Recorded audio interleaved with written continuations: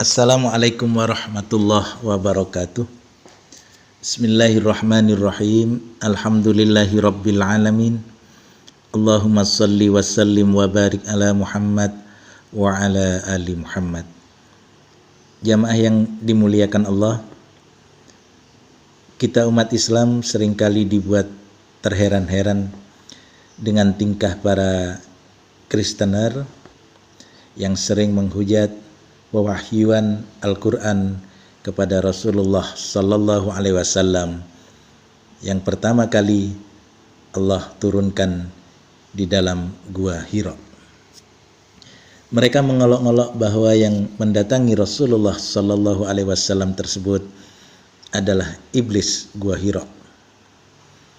Mereka berkata, mana mungkin firman Tuhan datang di gua yang gelap? Yang ada itu hanyalah iblis penghuni gua yang mendatangi Muhammad.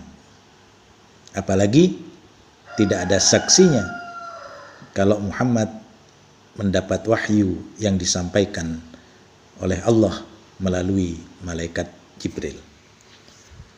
Jamaah yang dimuliakan Allah, hal seperti ini hampir selalu terjadi setiap tahun, khususnya pada saat kita umat Islam melaksanakan ibadah puasa Ramadan dan pada saat kita memperingati nuzulul Quran.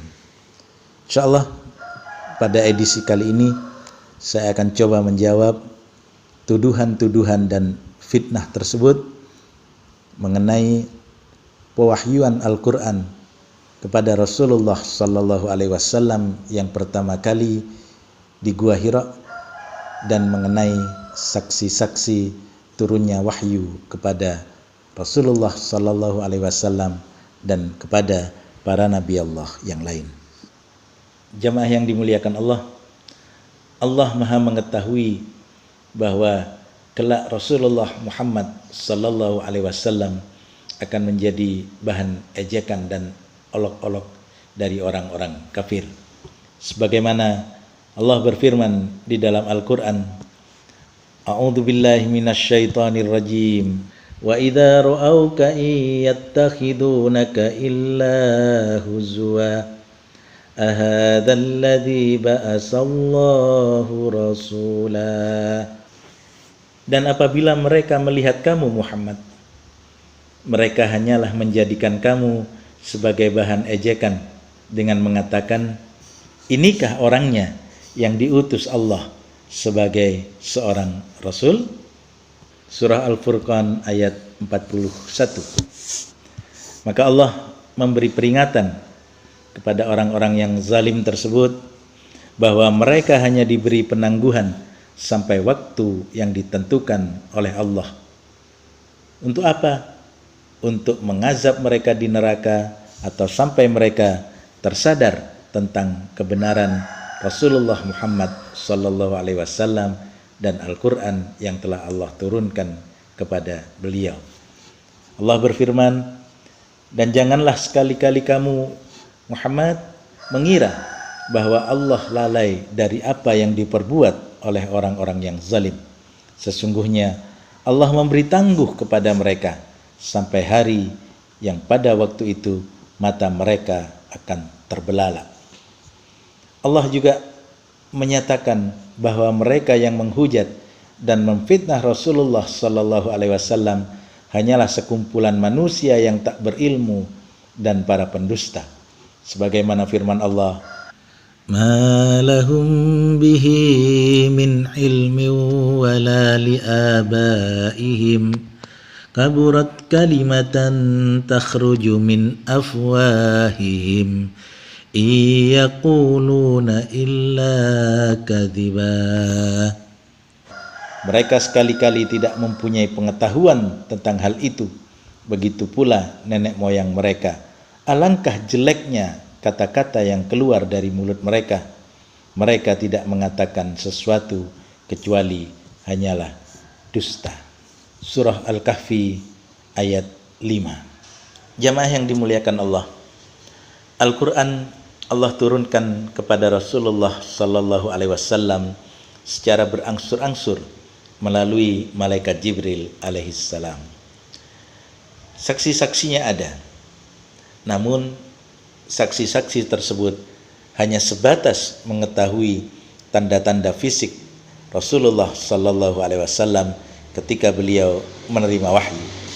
Sebagaimana hadis-hadis berikut, antara lain yang pertama dari Ubadah bin As-Samit radhiyallahu an, apabila wahyu sedang turun kepada Rasulullah Sallallahu Alaihi Wasallam, beliau menundukkan kepalanya dan para sahabat pun ikut menundukkan kepala. Dan apabila wahyu telah selesai dibacakan, beliau mengangkat kembali kepala beliau. Sahih riwayat Imam Muslim. Yang kedua dari Safwan bin Ya'la bin Umayyah, dari ayahnya radhiyallahu an, beliau berkata, seorang laki-laki datang menemui Rasulullah sallallahu alaihi wasallam saat beliau berada di Ji'ranah. Laki-laki tersebut mengenakan jubah yang ada bekas khaluk, yaitu sejenis minyak wangi dari za'faran. Kemudian laki-laki tersebut bertanya, apa yang mesti saya lakukan dalam umrahku ya Rasulullah?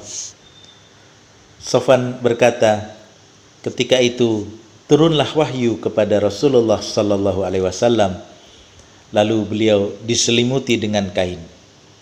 Saat itu Ya'la berkata, aku ingin melihat Nabi sallallahu alaihi wasallam ketika sedang menerima wahyu.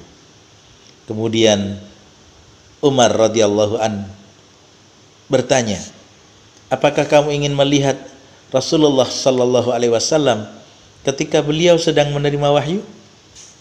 Ya'la berkata, ya. Maka Umar pun menyingkap sedikit ujung kain yang beliau tutupkan kepada Rasulullah sallallahu alaihi wasallam, sehingga aku pun melihat beliau sallallahu alaihi wasallam bernafas keras, terengah-engah seperti terengah-engahnya unta. Dan ketika beliau selesai menerima wahyu, maka beliau pun bertanya, di mana orang yang tadi menanyakan tentang umrah? Cucilah bekas khaluk di rambut dan jenggotmu, serta lepaskanlah jubahmu. Kemudian lakukanlah umrah sebagaimana kamu melakukan haji. Sahih diriwayatkan oleh Imam Muslim. Dan hadis yang ketiga dari Ibnu Mas'ud radhiyallahu an, beliau berkata, aku pernah bersama dengan Rasulullah sallallahu alaihi wasallam di sebuah kebun di Madinah. Sedangkan beliau menjandarkan punggungnya. Lantas beberapa orang Yahudi lewat dan sebagian mereka mengatakan, coba tanyailah dia tentang roh. Sebagian berkata, jangan kalian tanyai dia tentang itu, sebab yang kalian benci tidak bisa memperdengarkan kepada kalian. Namun sebagian mereka berdiri dan bertanya, wahai Abul Qasim, beritahukanlah kami tentang roh. Lantas beliau sallallahu alaihi wasallam berdiri beberapa saat mengamat-ngamati, dan aku pun tahu bahwa beliau sedang menerima wahyu. Maka aku berusaha menyingkir dari beliau hingga wahyu terangkat. Kemudian beliau bersabda mengutip ayat, wa yas'alunaka 'anir ruh qulir ruhu min amri rabbi wa ma utitum minal ilmi illa qalila. Dan mereka bertanya kepadamu Muhammad tentang roh. Katakanlah, roh itu termasuk urusan Tuhanku, sedangkan kamu diberi pengetahuan hanya sedikit. Surah Al-Isra ayat 85. Tetapi jika saksi yang diminta oleh Kristen harus mengetahui turunnya malaikat Jibril alaihissalam kepada Rasulullah sallallahu alaihi wasallam, jelas ini tidak ada. Karena memang malaikat termasuk makhluk yang tidak kasat mata. Jadi sangat mustahil saksi dapat melihat malaikat Jibril, kecuali jika Allah memerintahkan kepada malaikat Jibril untuk menampakkan diri sebagaimana manusia, sehingga manusia pun bisa menyaksikan malaikat Jibril alaihissalam. Jamaah yang dimuliakan Allah, Kristen mempertanyakan keberadaan saksi-saksi diturunkannya Al-Quran karena mereka sangat yakin Al-Quran tidak memiliki seorang manusia sebagai saksi saat diturunkan. Dan ternyata keyakinan mereka tidak terbukti benar. Juga karena mereka memiliki semacam kriteria bahwa sebuah tulisan dapat dianggap benar atau dapat dipercaya, yaitu dengan adanya saksi-saksi sebagaimana dituliskannya Injil-Injil, sebagaimana yang tersebut di dalam Injil karangan Lukas pasal 1 ayat 2 yang berbunyi, seperti yang disampaikan kepada kita oleh mereka yang dari semula adalah saksi mata dan pelayan firman.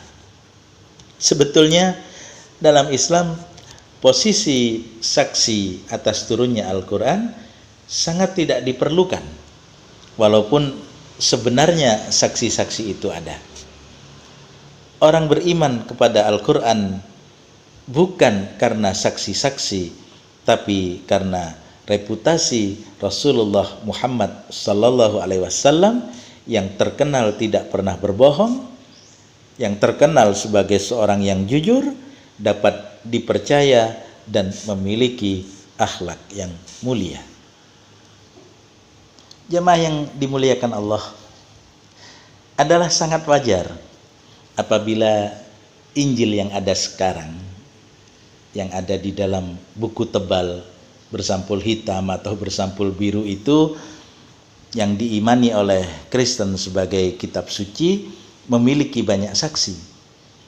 Hal tersebut disebabkan karena Injil Kristen yang ada sekarang bukanlah 100% firman Allah, sehingga tidak layak untuk disebut sebagai kitab suci yang diturunkan oleh Allah kepada nabinya, sebagaimana halnya Taurat dan Al-Quran. Injil yang ada saat ini merupakan kitab sejarah yang ditulis oleh banyak orang dari banyak sumber yang tidak jelas. Jadi sangat keliru apabila seorang Kristen menggunakan standar Injil Kristen, yaitu harus ada saksi terhadap Al-Quran. Karena apa? Peristiwa turunnya Al-Quran atau metode pewahyuan Al-Quran kepada Rasulullah Sallallahu Alaihi Wasallam ini lebih layak disamakan dengan menggunakan standar Taurat ketika Allah turunkan kepada Nabi Musa alaihissalam. Tentu mereka ingat bagaimana Allah menurunkan atau memberikan loh Taurat kepada Nabi Musa alaihissalam. Nabi Musa alaihissalam Allah perintahkan naik ke gunung Tursina atau gunung Sinai seorang diri tanpa seorang pun saksi, dan beliau tinggal di sana selama 40 hari 40 malam.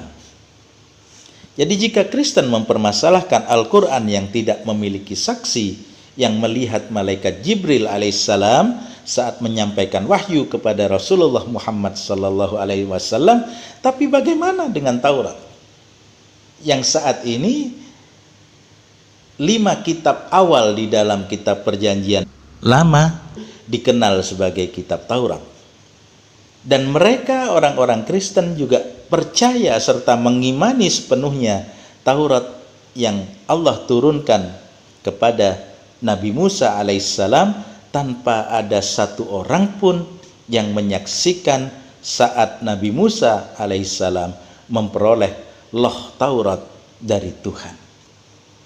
Jadi inilah kekonyolan orang-orang Kristen saat ini. Mereka menolak pewahyuan Al-Quran kepada Rasulullah Muhammad sallallahu alaihi wasallam, tapi mereka menerima pewahyuan Taurat kepada Nabi Musa alaihissalam, yang mana pewahyuan Al-Quran dan pewahyuan Taurat kepada Rasulullah Muhammad sallallahu alaihi wasallam dan Rasulullah Musa alaihissalam sama-sama tidak ada yang menyaksikan dari golongan manusia. Jamaah yang dimuliakan Allah, seorang hakim di dunia ini saja tidak akan dengan mudah menerima pernyataan seorang saksi tanpa usaha investigasi tentang kejujuran saksi, kesesuaian kesaksian seorang saksi dengan kesaksian saksi yang lain adalah hal mutlak yang harus juga menjadi bahan pertimbangan. Nah, lalu bagaimana dengan saksi-saksi para penulis Injil tersebut?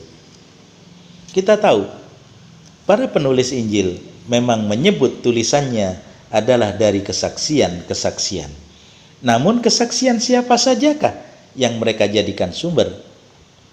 Mereka tidak pernah menyebutkannya. Dapatkah kesaksian mereka dipercaya? Dan apakah saksi-saksi menyaksikan sendiri? Atau hanya menceritakan kembali kesaksian dari orang lain? Saya jamin pertanyaan-pertanyaan tersebut tidak akan Anda temukan jawabannya di dalam Injil manapun. Injil ditulis dari kesaksian pelayan firman. Sekarang silahkan Anda baca ayat-ayat berikut ini. Injil karangan Matius pasal 4 ayat 1. Maka Yesus dibawa oleh Roh ke padang gurun untuk dicobai iblis. Kemudian Injil karangan Markus pasal 1 ayat 13. Di padang gurun itu ia tinggal 40 hari lamanya, dicobai oleh iblis. Ia berada di sana di antara binatang-binatang liar dan malaikat-malaikat melayani dia. Dari dua ayat di atas kita ketahui bahwa Yesus dibawa oleh Roh Kudus ke padang gurun untuk dicobai oleh iblis. Pertanyaan saya, di mana keberadaan saksi-saksi Yesus pada saat peristiwa tersebut terjadi? Jamaah yang dimuliakan Allah, bagaimanapun dalam hal kesaksian, hadis masih jauh lebih baik jika dibandingkan dengan Injil. Dalam hadis kita tahu dengan jelas perawinya, saksi-saksinya, sehingga ulama hadis dapat mengelompokkan hadis-hadis berdasarkan kredibilitas para perawi serta ingatannya terhadap matan atau isi hadis. Sedangkan Injil, walaupun disebut ditulis berdasarkan saksi-saksi, namun sama sekali tidak memuat nama-nama saksi tersebut. Oleh karena itu, kredibilitas serta bagaimana kualitas ingatannya pun tidak dapat diketahui dengan pasti, sehingga sangat sulit menjamin kebenaran kisah-kisah yang ditulis di dalam Injil. Kristen selalu mempertanyakan saksi-saksi diturunkannya Al-Quran, tetapi mereka sama sekali tidak pernah mempertanyakan saat Nabi Musa alaihissalam menerima Loh Taurat. Padahal saat Nabi Musa alaihissalam bertemu dengan Allah di Gunung Sinai, tidak ada satupun saksi yang ikut bersama dengan Musa menemui Allah untuk menerima Loh Taurat tersebut. Yang kedua, sebagai perbandingan, mari kita baca kisah pewahyuan Nabi Elia di dalam Alkitab yang hampir serupa dengan kisah pewahyuan Rasulullah Muhammad sallallahu alaihi wasallam di dalam Gua Hira. Di dalam kitab Raja-Raja yang pertama pasal 19 ayat 9 disebutkan, di sana masuklah ia ke dalam sebuah gua dan bermalam di situ. Maka firman Tuhan datang kepadanya, demikian, apakah kerjamu di sini, hai Elia? Pertanyaannya, siapakah saksi Nabi Elia alaihissalam mendengar firman Tuhan tersebut. Dengan membaca ayat di atas, lantas apakah umat Kristen juga akan menuduh bahwa Nabi Elia alaihissalam didatangi oleh iblis penjaga gua lantaran tidak ada saksi yang menyaksikan pewahyuan tersebut? Jadi sungguh ironis, mereka dengan menggebu-gebu memfitnah Rasulullah sallallahu alaihi wasallam mendapat mandat dari iblis, tapi mereka buta dengan kisah para nabi di dalam Alkitab mereka sendiri. Jadi apa yang dilakukan oleh para Kristener ini seperti meludahi muka para nabi yang ada di dalam kitab mereka sendiri. Yang ketiga, mari kita lihat bagaimana Nabi Isa atau Yesus alaihissalam menyatakan bahwa cukuplah Allah yang menjadi saksi. Sebagaimana yang tertulis di dalam Injil karangan Yohanes pasal 5 ayat 36, tetapi aku mempunyai suatu kesaksian yang lebih penting daripada kesaksian Yohanes, yaitu segala pekerjaan yang diserahkan Bapa kepadaku supaya aku melaksanakannya. Pekerjaan itu juga yang kukerjakan sekarang, dan itulah yang memberi kesaksian tentang aku bahwa Bapa yang mengutus aku. Kemudian pada ayat yang ke-37, Bapa yang mengutus aku, dialah yang bersaksi tentang aku. Kamu tidak pernah mendengar suaranya, rupanya pun tidak pernah kamu lihat. Nah, mari kita lihat Injil Yohanes pasal 8 ayat 17 dan 18. Dan dalam kitab Tauratmu ada tertulis bahwa kesaksian dua orang adalah sah. Akulah yang bersaksi tentang diriku sendiri, dan juga Bapa yang mengutus aku bersaksi tentang aku. Jadi kesaksian cukup disampaikan oleh nabi yang bersangkutan bahwa dirinya adalah seorang nabi dan utusan Allah, dan dirinya telah menerima wahyu dari Allah, dan cukuplah Allah menjadi saksi dari semua itu. Di dalam Injil Yohanes pasal 10 ayat 25 disebutkan, Yesus menjawab mereka, aku telah mengatakannya kepada kamu, tetapi kamu tidak percaya.